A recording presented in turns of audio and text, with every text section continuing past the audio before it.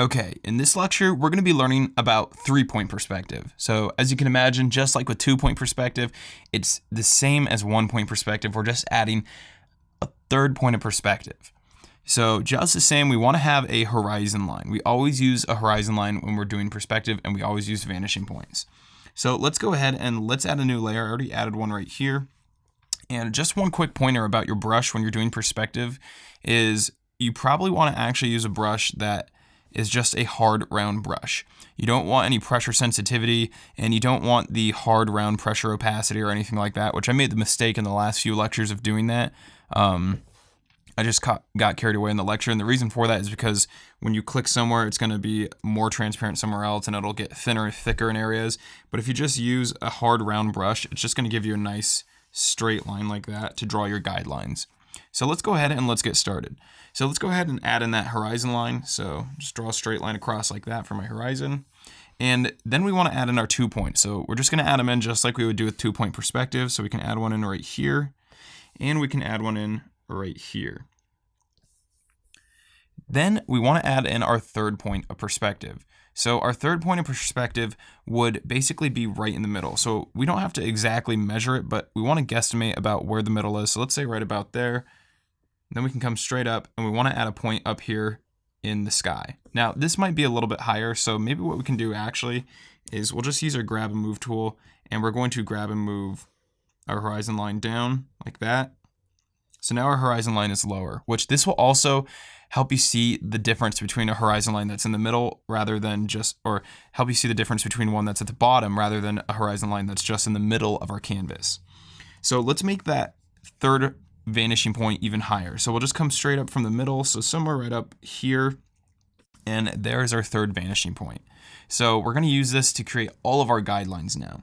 Now, I also want to introduce you into using a separate layer for your actual drawing and a separate one for your guidelines. So right now, the one we'll use for our guidelines. This layer right here will be for our guidelines, and then we'll add a new layer and do our drawings on top of that. So let's go ahead and let's draw some of our guidelines in there.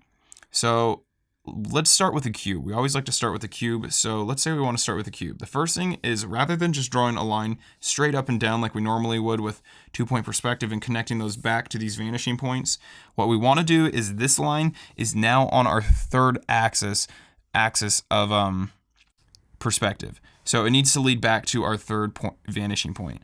So what we'll do is we'll go ahead and decide about where we want that line to be. So let's say we want that line to be let's say we want it like that. So we're going to go ahead and make a straight line coming from our 3rd vanishing point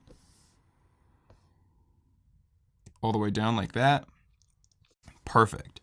And then what we want to do is, just like we would draw with a straight line, just like we would draw with a straight line like this and connect it back to our vanishing points, we want to do the same thing here. We just want to connect it to this slightly angled line. So we're going to connect to wherever we want the top of our box to be. So let's say we want the top of our box to be right there. Connect back. Do the same thing here. And we'll do the same thing on the bottoms. All right, perfect. So now we have our guidelines. We can actually go ahead, let's draw a line like this. And then let's draw a line like this for the other side of our box. So you can kind of see that now we have that box there, and it's in 3-point perspective. So let's go ahead and let's add a new layer, and we're going to do our actual drawing on this. So all we have to do is we just have to draw a line, and let me change the color so you can see this a little bit better. I'll change it to dark green so that way you can see the difference between the 2 layers. And I'm going to go ahead and I'm just going to draw a line there. I'm going to draw a line from there to there, and I'm just going to basically draw wherever my box is.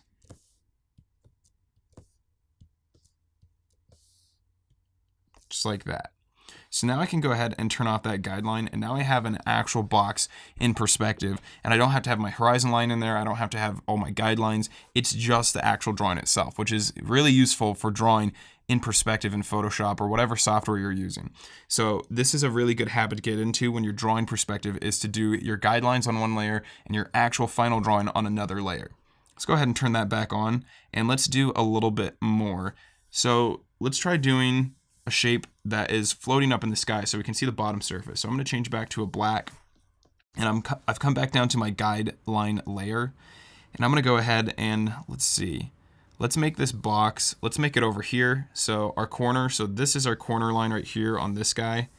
So we want the corner line over here to be, let's say, somewhere right about here. So we just want to draw a line coming from that vanishing point like that. And then let's go ahead and connect from wherever we want the top of that box to start. So let's say right here, for example. We'll connect that back to this vanishing point. Do the same thing there. Then we can do the same thing here. And then we need to connect to the bottom. So we need to decide where the bottom of that is going to be, the bottom edge. So there should be an edge over here. So let's go ahead and undo that. So we'll connect, let's say, to right about there. And then we need to do the same thing from this other vanishing point. So we need to decide where the edge of that box will be. And then we need to connect from here back up to our third vanishing point. Like that. Then let's go ahead and let's grab our green again. So I'll just use my eyedropper tool and I'll select this green. And we can come back to our actual drawing layer and let's go ahead and let's just draw that in. So these boxes are actually overlapping and that's okay. What we're going to do is we're going to erase one of them out a little bit to make it look like one is overlapping the other. And we can decide which one will be overlapping and which one won't here in a second.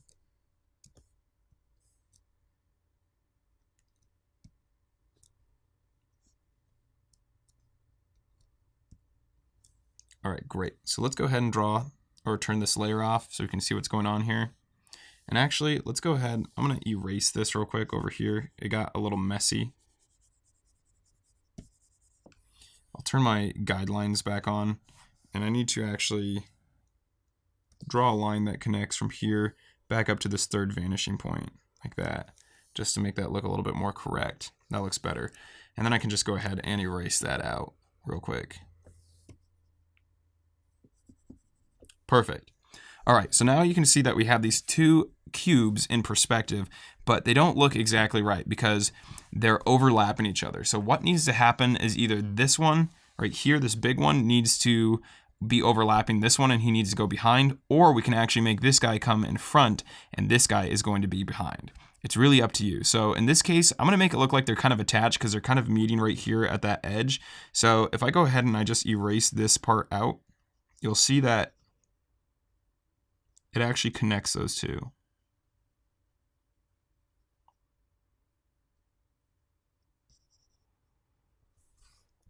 All right, great. Now let's have a look at one more example. Let's say we want to draw something like a cylinder, something a little bit more complicated because it's round.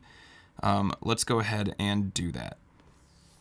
So if we want to draw a cylinder, let's go ahead, let's switch back to a black and we're going to draw on our guideline layer again. And we need to start with a cube as always. So let's go ahead, bring our brush size down. Whoops, and we're actually on eraser, so let me switch to brush. All right, so let's go ahead and draw a cube real quick. So we're just going to go ahead and decide where we want that corner. So this corner edge right here, we need to decide where that's going to be. So let's put it, let's say, somewhere out here. So we need to come from this third vanishing point to draw that line. And then we need to decide where the bottom edge will be. So let's say the bottom edge, let's just have it start right about here. So we'll connect that back to that vanishing point, and we'll connect that corner back to this vanishing point. And then we need to decide where the top edge is going to be. So let's make the top edge somewhere right about here and connect back to there. And then we need to figure out where our bottom edges are going to be. So right there. And then we need to connect that back up to our third vanishing point. So it might be a little hard to see, but you can see that I just basically drew out that surface right there and then this surface right here, which we can actually cut it off like right about there if we want to. So let's go ahead and actually draw this line here. So let's say we'll end the edge of our cylinder somewhere out here, connect that back to our third vanishing point. And then if we switch back to our green color, so I'll go ahead and reselect that green. And I'll just come back up to my drawing layer and I'll go ahead and I'll draw this.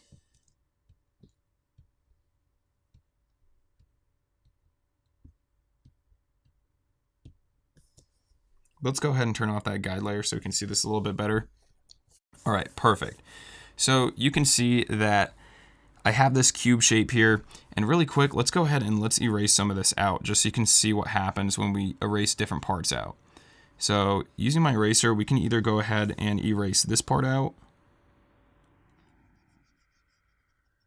and it makes it look like that cube is behind it. We can go ahead and undo that, or we can go ahead and erase the big guy out, and it makes it look like it's in front of it. You can do either one, but that's going to be a big part of how you tell what the form of your perspective is.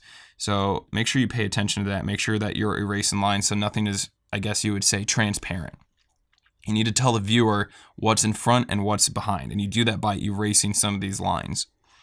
All right, so on this specific cube, we can't actually see this edge over here just because of the way the perspective is, which is fine. But what we want to do is we basically want to draw a circle right up on this area. So what we need to do is we need to do what we did before. We need to go ahead and draw a line from this corner to this corner, same from this corner to this corner. And actually, since this guy's going to be in front, let's go ahead and we can erase out those lines real quick, just so we can see better. Like that. All right, perfect. Then we'll come back to our brush, and what we want to do is we want to make sure that the corners or the edges of our circle are touching on these edges out here in the middle of each quadrant. But then we just want to draw that curve in. So something like that, and something like that, something like that. And if you want, you can always go back and clean these up a little bit. So there we go. There's our circle in perspective. Now, really quick, another trick you can do to get a circle in perspective is if you're in a Photoshop or a software that's very similar, you can grab a shape down here and you can just create a circle. So I'll pull a circle out, hold down Shift to make sure it's a perfect circle like that. And now on this layer, I can use the tool that's called Free Transform. And in other softwares, it might be called something else. You're gonna have to find that out for yourself. But if you turn that on in Photoshop, it's Command T if you're on a Mac, or Control T if you're in Windows. And it makes it so you can resize this, you can reshape it, you can do all kinds of different things. I'm gonna go ahead and undo that move. But if we right click on it, we can come down and we can actually skew it. And that allows us to just grab any corner we want and move it wherever we want. So I'm gonna go ahead and undo that. And what we can do is we can go ahead and just grab this, move it over here, and we can move each corner. And actually, it's not skew, we want distort. So we can go ahead and grab any corner and we can drag it to the corners of our cube. And what that's gonna do is it's automatically going to put our circle in perspective. And so as you can see, the circle I drew is pretty dang close to what the actual perspective should be. So this is just a quick and easy way to make sure that you're drawing your circular shapes in perspective on a flat surface. But if you don't have this tool, that's fine. So I'm gonna go ahead and I'm just gonna delete this because we already drew our green circle. All right, so next what we want to do is we want to go ahead and we want to extend this circular shape all the way down this form. And the way we'll do that is basically we need to go ahead and let's turn on our guidelines again. And then coming back to our brush tool, you can see that we already have a guideline that kind of lines up right there on the edge of the circle. And same with on this side, we already have that there. So we can go ahead and leave this line here, but over here we need to go ahead and draw a line coming off the edge of the circle. So I'm gonna go ahead and I'll just draw the line. And I'll just go ahead and bring it back to our vanishing point just to make sure it's nice and straight. We can go ahead and turn this off now, see how that looks. Perfect. So what we can do now is we can go ahead and just erase this out. So all this cube and everything, we don't need that anymore. We just needed to get this circle in there and we needed to go ahead and get this edge of the cylinder. All right, great. Now I'm gonna go ahead, whoops, actually, I just erased a line I didn't want to erase. You want to keep this line here, but let's go ahead and erase all of this. And we can go ahead and erase this line as well. We don't need that.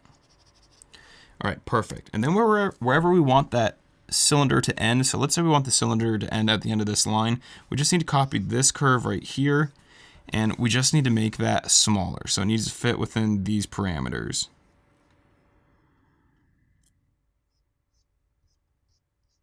Like that. And again, you can go ahead and clean this up if you'd like. You don't have to, it's up to you. But there we go. So now we just drew this cylinder in 3-point perspective. Now this is really extreme looking perspective, and the reason for that is because all of our vanishing points are on our canvas. Typically you want your vanishing points to be off of your canvas. So let me show you an example. So let's have a look at an actual photographic example. So this is 3-point perspective. You can see we have lines. Let me add a new layer. I'm actually going to go ahead and fill this with a white. And I'll turn that opacity down just so you can see it a little bit better. Perfect. And I'll add a new layer on top of that to draw on. So using some red just so you can see it real well. You can see that we have lines coming off like this, and we have lines coming off like this.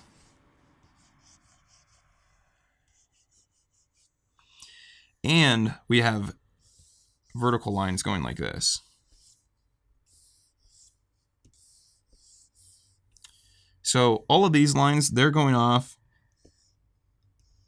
and all these lines might not be completely straight on this building, and that might be why they're not lining up over here on this side, but you can see on this side, they're all basically going out to the same spot. And if we could see behind that tree, that's probably going like that. That edge right there is going like that. The front edge right there is going like that. All right. So you can see that these are all going off to their own point of perspective. And you can see that these are all going off to their own point, which is actually off the page. So I'm not going to get too technical with this just because we've already done 2 examples of photographs, but you get the idea that all these lines are moving off to their own point and all these lines are moving off to their own point. And we also see that there's a third point of perspective, a third vanishing point right here that goes all the way up, and they meet somewhere up here. So as you can see that when we have this third point of perspective, it makes our images look a lot more dramatic. These are images where you're looking upwards basically. The vanishing point needs to be a lot lower down on the image. So if we take our brush, you can see that if we draw a vanishing point, it's probably somewhere right about down here. And we actually have kind of a tilted vanishing point. They don't always have to be completely straight. So you can see that one's kind of tilted. But the vanishing point is very low in the photograph. It's almost touching the very bottom of the canvas. All right, that brings us to the end of this lecture. I'll see you in the next one.